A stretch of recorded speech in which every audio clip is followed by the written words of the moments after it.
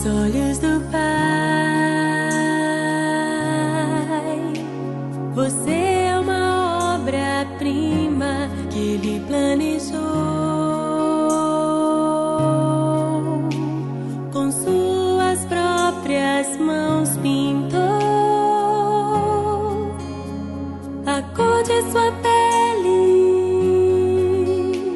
os seus cabelos desenhou, cada detalhe num toque de amor aos olhos do Pai.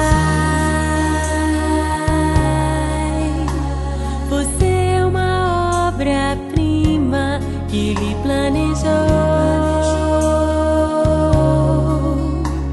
com suas próprias mãos pintou